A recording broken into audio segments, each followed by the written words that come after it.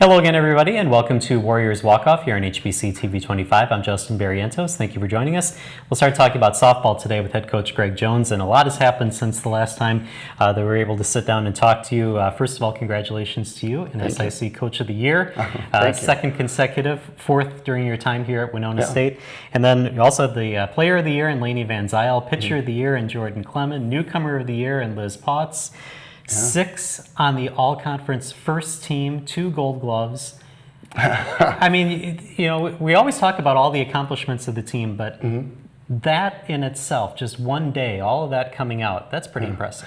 It is. I was really happy for the kids. It's a pretty good sweep of the awards, and part of that is you go 30-0, you're going to get some recognition and some well-deserved recognition, and then the other part working the other way is we went 30-0 because we had some really good players. Obviously, it starts on the mound when you have 2 really good pitchers like that got the awards they got. They were both first-team pitchers.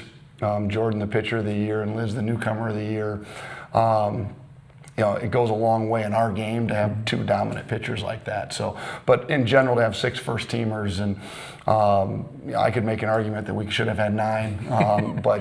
And defensively, we're second in the nation in fielding percentage, so we probably deserved a few more Gold Glovers there too. But beggars can't be choosers. I'm just happy we got the recognition we did. Yeah, and again, congratulations to you guys. Thank you. And then let's get to the games then, because you had the NSIC tournament. You win your first game, you lose your second game, so then you have to claw back. So the winning streak is over, which, I don't know, was that a little bit of a relief? I mean, it comes in the tournament, which is not the best time for that to happen, but I mean, what was that like to have that streak come to an end? Well, it was interesting because the week before, when we'd clinched the regular season, and a couple people said something about the streak, and do you wish it would have ended now, because now you go into the postseason where you can't lose, and I said, well, we had to play from behind enough that we learned along the way that I didn't think it took a loss to learn from. My concern about losing at any point was, how do you recover from it? And how much did that streak mean to them? And that's something we hadn't had to see yet. I think the best thing for us was that we played right away. It wasn't a night back at the hotel, because as a coach, me personally, whenever we lose, I think we're never going to win again. Right. And it just feels like, oh, we're no good and we can't win again. And so the best thing for me was to get right back on the bucket and let's just go. And we were able to do that. And there was no time not only to think about it, but who we played. Having to play Duluth on top of it was, you just had to go be at your best right away. There was no licking your wounds and feeling sorry for yourself. So the kids really responded well. All right, so let's kind of go back then to Saturday, because that's the last day of the tournament. You have to win 4 games to win the whole thing. You have to win, 2 to get to the championship, and then you have to beat Augustana twice. How do you approach that as a coach? And we'll ask Ann when she comes in, but how do you approach that as a player too, to know that you have that much ahead of you, that uphill climb in one day to come away as champions? I think what helps is that, at least me emotionally, we knew we were in the postseason. So even if we didn't win, we still had another weekend of softball, versus, okay, you've got to win all 4 of these games or your season's over.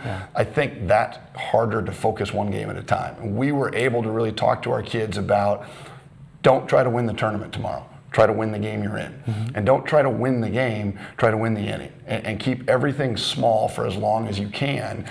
And they did a really good job of that. We scored early in that St. Cloud game, and I think that took some of the pressure off.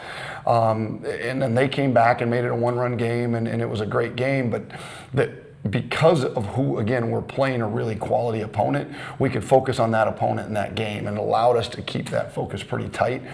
I think if we knew we had to win the tournament, it would be much more difficult to do that, because you're always thinking long term. Right. But Saturday is a day of who's hot anyway, and what better way to get hot but play a lot, But again, at some point, you just 8.5 hours of softball is a lot of softball. Right. So your only choice is to stay in the moment and be where your feet are. And I thought our kids did a good job of that. All right, I want to ask you about the pitching, because obviously in baseball it's different. In softball, the arm angle allows you to be able to throw people a lot more. But you only went with 2 pitchers in 4 games, and your 2 starters. Jordan threw 223 pitches in one day. Liz threw 225 in one day, which are just mind-blowing numbers. What came down to the decision to not use any of your bullpen?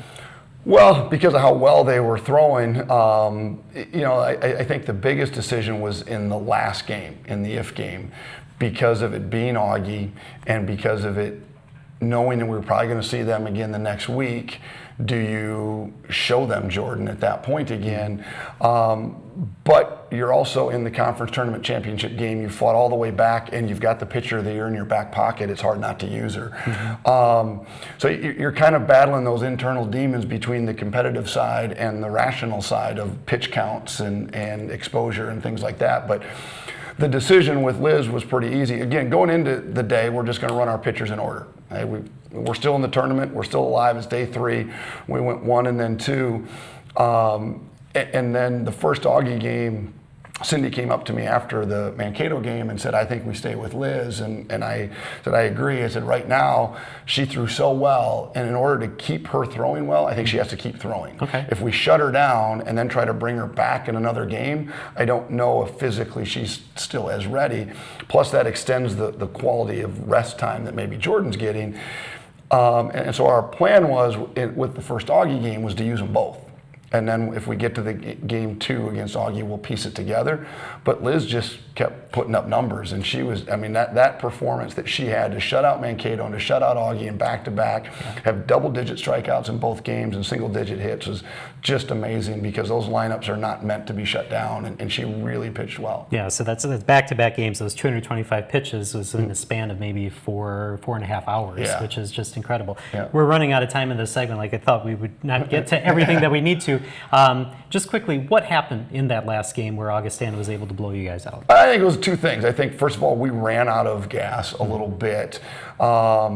And I just think that you just get to the point where you're playing somebody that good. In 2014, we ran this same gamut, and we ran all 4 games and won all 4 and beat Augie at their place. And that was a good Augie team, probably not as good as this Augie team. And so I think you put a tired team against a non-tired team who is physically as talented as they are. And I think we showed in game 1, talent for talent, that was a heavyweight fight. We'll stand up to you and they'll stand up to us, and anybody can win it. But suddenly that advantage switched to them, and as much talent as they had, suddenly I just think that they just nickel and dimed us to death, and we just didn't have anything left in the tank. All right, and then last thing, just before you guys came in here today, the seedings were announced for the tournament. You draw the number 2 seed, you will be hosting, and you start out against St. Cloud. What are your thoughts heading into Thursday? Well, it's kind of the NSIC Tournament 2.0. Right, 4 teams.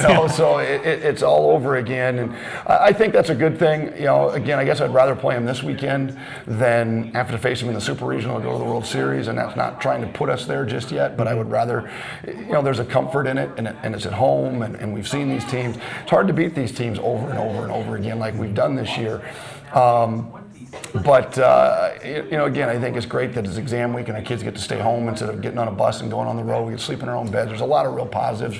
And at this point, it really doesn't matter who it is, whether it's a conference team or a non-conference team. You got to win to advance. All right, we're going to take a break here on Warriors Walkoff. Ann Smolenski will join us right after this.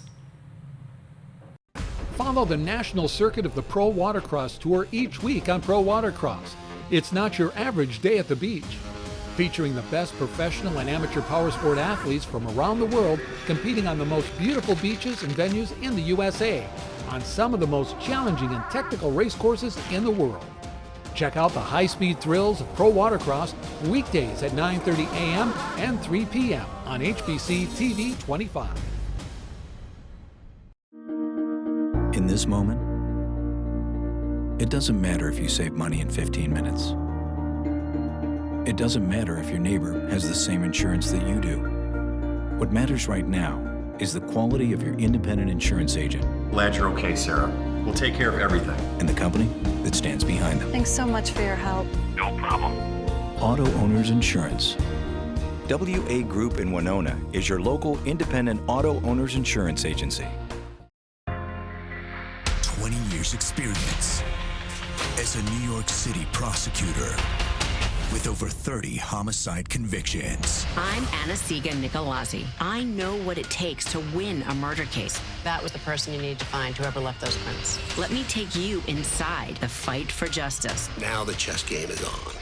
You basically have a psychopath on the loose. True Conviction, all new Tuesday at 10, only on ID and ID Go. And welcome back to Warriors Walkoff here on TV 25. Ann Smolinski joins us. Thank you for being here today. We're going to kind of jump around. Usually we talk about high school first, but I want to ask you about the tournament because make sure we get that in. 4 games in one day on Saturday. Did you just sleep all day on Sunday? Actually, no. I went mushroom hunting on Sunday, so no. That was a long haul on Saturday, but just got through it. Have you ever had to do anything like that in your previous careers? In travel ball, I've had to where we played we get in losers bracket, you play 7 games in one day. So I mean, I've been through it a few times. All right, let's go backwards then into travel ball days, high school days. You're from Lynn Center, Illinois, Orion High School. What are some of your pre-Winona State memories? Some big ones, probably for travel ball at least. Going into freshman year here, we went to nationals in Kansas City, and we got second. That was probably the highlight of my travel here, so it was pretty cool to do. All right, how did you decide then on Winona State? So we traveled to Prairie du Chien, Wisconsin a lot as a family, and my dad was, there's a school in Winona, and so we checked it out, and seems like a perfect fit between nursing and softball, and I just fell in love with it. So very good. Now, had you ever heard of Winona State? Obviously, your dad pointed it out, but have you ever? I had never heard of it. I'm not gonna lie. So how do you do that? How do you kind of research a school and think if you've never heard of the place before? I think I'm gonna decide to go there. I really looked into the nursing program and how that is, and then I saw the softball program and just saw both of them were very good, and it just seemed like a good fit for me. So it was a small school, and I didn't want to big because I came from a really small town. So. Okay. So what were your thoughts on Ann as you're going through the recruiting process? Well, where it started for us, they had sent us some information and we hadn't really been able to follow through. Quad Cities area has so much good quality softball, and we don't get down there nearly as much as we could or should, just because you're trying to kind of be everywhere, and that's an area that's always felt an area that we should do more and haven't done a lot of. Anyway, so her coming from that area, we invited her to camp, and when she came up to camp, she put on a hitting display, and I've always told this story, and I remember it vividly, telling our current kids on the roster at that time, find out who that kid is in the red shirt. And because Ann was in the cages just putting on a show, and her exit speed, her angles, everything just looked phenomenal. And then when we saw her on the field and we saw her arm and saw what she could do with her glove, I think I asked 3 different times because I couldn't get the last name right at the time. And then we went back through all our stuff, did we know this kid? And so we had, we then found we did have information on her, and we started staying in contact with her from there, got her in on visits. But it was a camp recruiting process that allowed us to see her play for the first time. All right, and so what was the transition like for you from high school to college? It was kind of big. I came from such a small school, and our softball program in general we had 17 kids total for varsity and JV, so going from that to here was kind of a big transition. There's a lot more work involved here than there. Kind of thrown into the fire a little bit as a freshman, 34 games. I kind of look back, and about a year and a couple months ago was your very first collegiate game with Winona State, February 9th, 2018. You get 2 hits and a pair of RBI in that game. Can you kind of tell us a little bit about your emotions, your feelings as you're playing your first college game? Nervousness, but honestly excitement. I just kind of wanted to go in and play my role in what I was doing, so just go up and get a hit. That's really what I was thinking. All right, and then this season you've started all games. You're hitting over 400 for the season, one of 3 Warriors to do that. Just an incredible season. What did you do in the off season to get ready for this year? Honestly, I really worked hard, and I put a lot of work in the weight room, and I hit almost every day, so I did a lot of that. Okay, and then coming up, obviously, you have the NCAA tournament on Thursday. What do you do between now and then to get ready for Thursday? Rest, going to practices, hitting, kind of same old. Get your finals out of the way and all your schoolwork out of the way? Yep. All right, well, thank you for joining us here today, and good luck on Thursday. Thank you. All right, we're going to take a break here on Warriors Walk-Off. When we come back, we'll talk baseball. It's coming up right after this. Everyone deserves to have that special place they can call home. Forever Home is unlike any other show we've ever done. There are so many memories to be made in these homes. Your kids' first steps, your first pets, holidays, measuring your height on the door frame. It's those life moments. That's what makes it forever home. We're turning their existing houses into homes. A place they'll never want to leave. Catch the all-new series, Property Brothers Forever Home, Wednesday at 9 on HGTV. In the beginning, there was dial-up.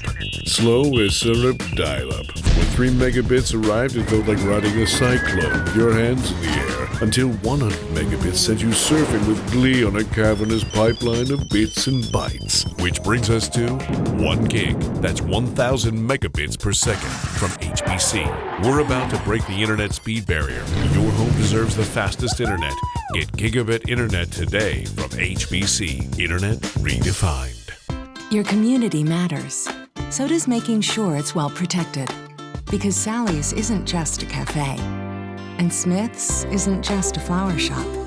It's years of hard work and investment. Hey, new equipment looks great.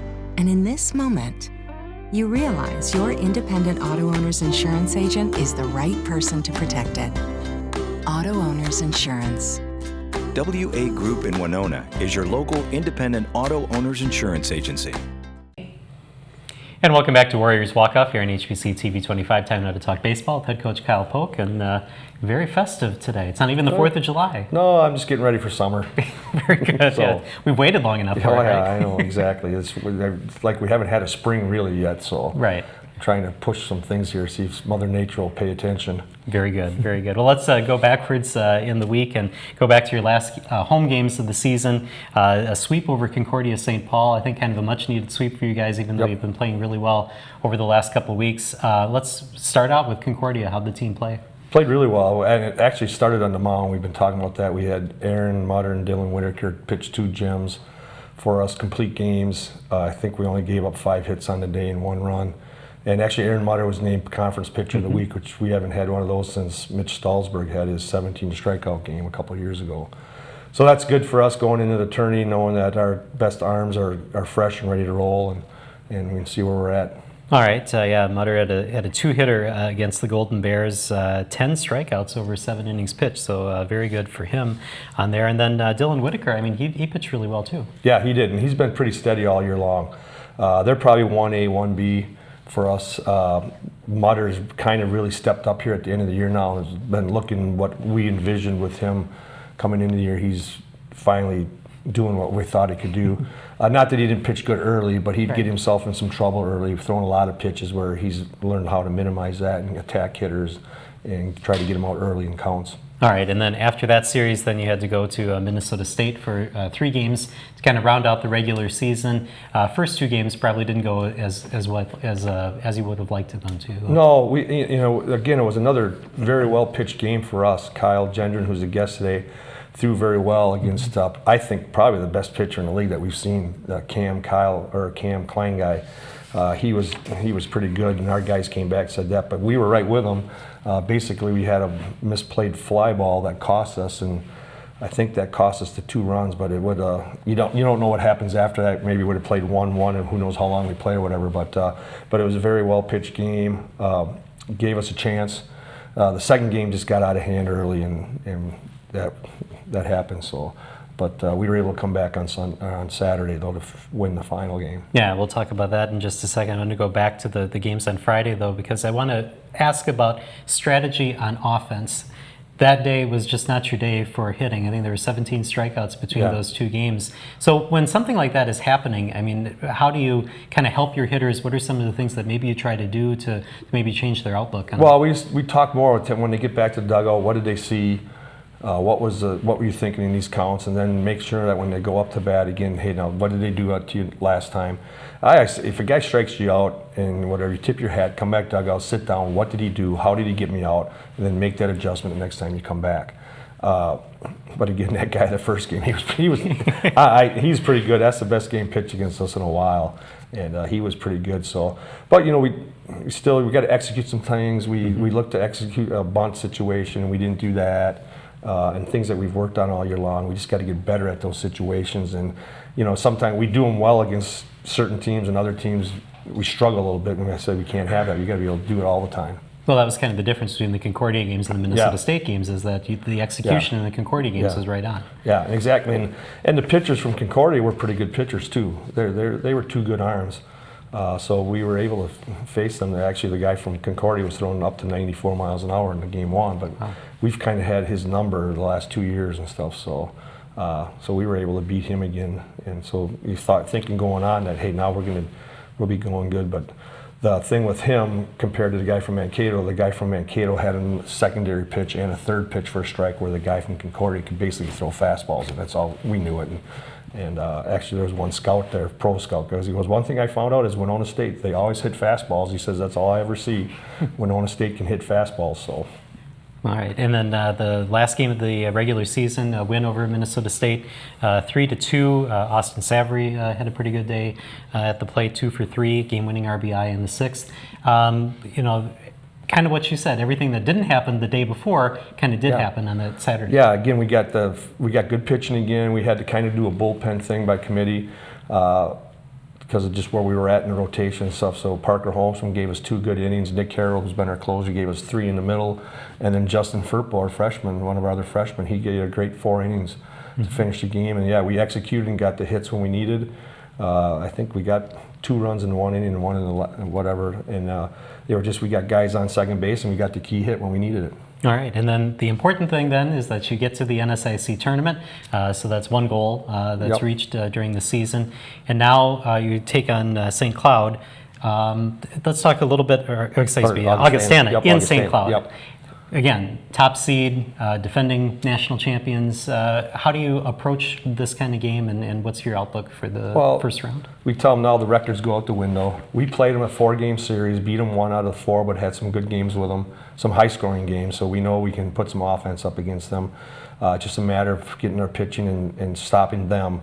But it's brand new. We're both 0-0, and if you want to make it farther in postseason, you might as well beat the defending champion or whatever. So, and we've used that before because in our past we've beat defending champions the next year 3 or 4 times now in my career. We beat Lynn University after they won it. We beat Central Missouri after they won it. And we had one, now we beat Augie after they've won it. Now it was only 1 game. But so we know we can play with those teams. All right, so what's your plan here for the remaining time before you go up for the tournament? Obviously, players have finals and they have all that kind of thing to wrap up. What do you do? Well, they're in finals right now and yesterday, so we practiced yesterday later in the afternoon. We're going to practice. We were going to leave at 6 today because we play tomorrow, but that's got pushed back now. We just got a notice about a half hour ago that because of rain, everything's pushed back to Thursday. So we're going to practice at 6 o'clock tonight because finals are done before, so everybody can get their finals done. And then we'll probably leave tomorrow between 5 and 6 and drive up and whatever and see what it is. Most of the guys probably have their finals finished today because we were planning on being, but if somebody needs to do something tomorrow academically, they got all day long to get things scored away. All right, sounds good. Well, good luck against Augustana in that game, and hopefully things go well in the tournament. Yep, you never know. All right, so we're going to take a break here on Warriors Walkoff. When we come back, Kyle Gendron will join us right after this.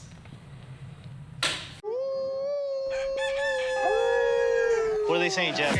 They're saying they like Dr. Jeff Rocky Mountain Jazz. Holy cow. What are they saying, Jeff? They like Dr. Jeff. How do you spell relief? Dr. Jeff. They like Dr. Jeff. That's what they're saying. Listen up. What are they saying, Jeff? Oh my God. They like Dr. Jeff. What do you think? Dr. Jeff. They like Dr. Jeff. That's what they're saying.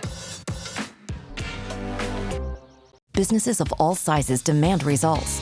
That's why HBC provides digital solutions for every business, from startups and entrepreneurs to large corporations. HBC is local. Our team of customer service reps and business specialists are your friends and neighbors. HBC will take the time to understand your business and recommend a tailor-made solution. HBC delivers a competitive edge for a competitive price. Let HBC Business Solutions take your business to the next level. Call 888-474-9995 today.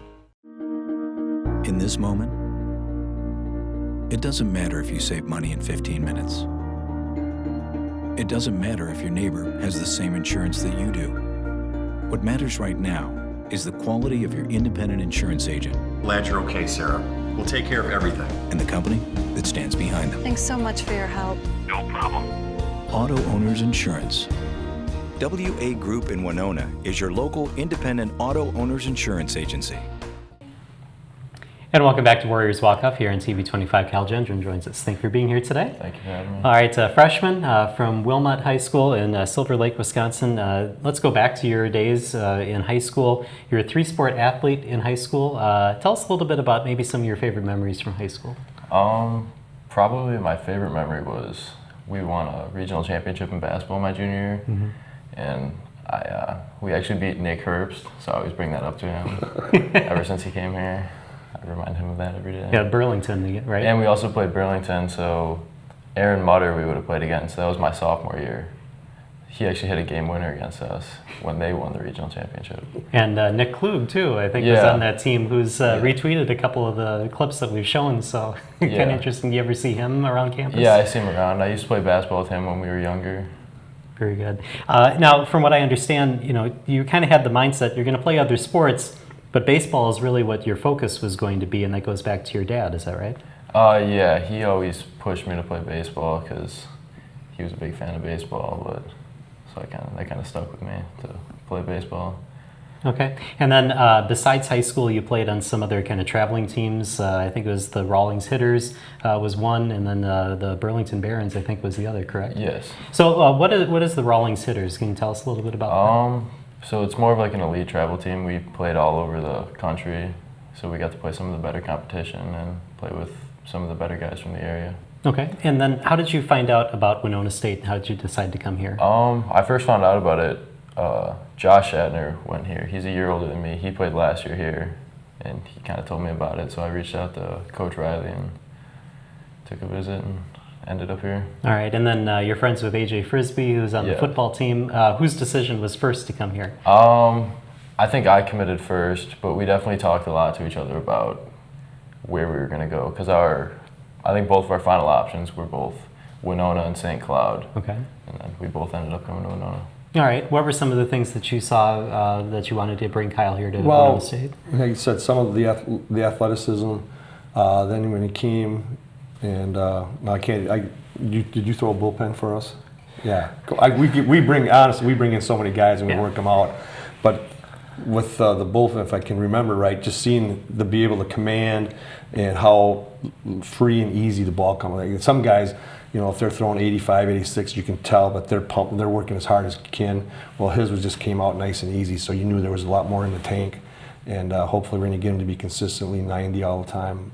We know he can bump up and hit that, but it comes out nice and easy, and it looks like a arm action that's not going to have much issues with injuries or anything like that.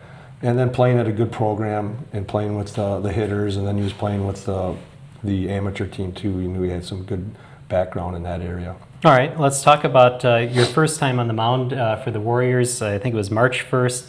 You come in relief and you get your first win in college. Describe that feeling and what that was like coming into that game. It was just a good feeling to get the first one over with.